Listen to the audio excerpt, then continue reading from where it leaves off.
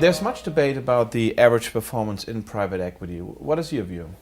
Well, indeed, there are bookshelves of academic studies and also practitioner studies on where the average performance on private equity lies.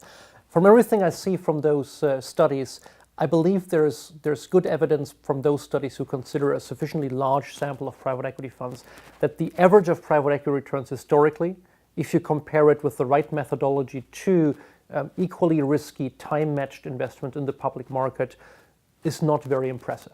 It is, in most cases, very similar to zero. Some studies find modest outperformance. Some studies, including some of my own work, initially found modest underperformance of private equity. But these nuances depend a little bit then on how exactly you define the benchmark, how exactly you look at different cycles and time periods that make up your sample.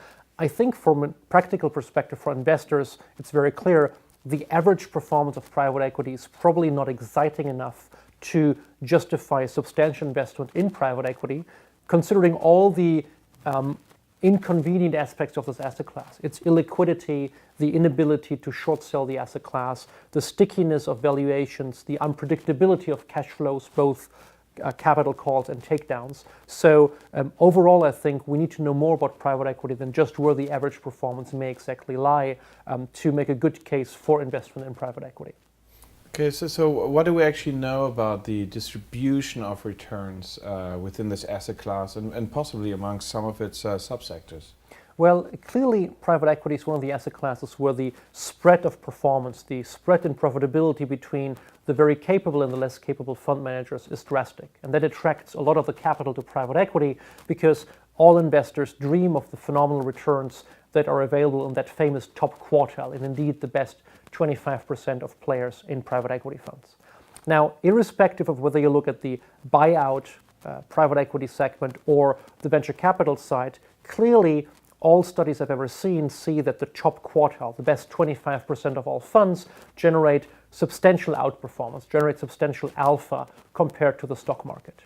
However, if one looks at this performance distribution in a little bit more nuanced fashion, there are interesting differences between the buyout side and the venture capital side.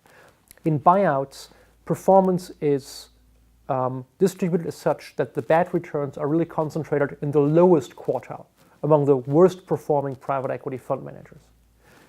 Put differently, as a limited partner, if you're able to avoid that worst quartile, if you get successfully in the best three quartiles of private equity on the buyout side, you can already hope for a substantial alpha, substantial outperformance of the broad stock market to have that investment program outperform other parts of your portfolio. Interestingly, in venture capital, the picture is somewhat different. In venture capital, good performance is very much concentrated in the very top quartile. So missing out on that top quartile essentially destroys the performance of your venture capital portfolio. What are then some of the practical implications actually based on those results? Well, if a limited partner who is not yet in private equity came to me and asked me the question, should this be an asset class for me to look at, the results will point to a very different answer whether we're looking at the venture capital or at the buyout side of things.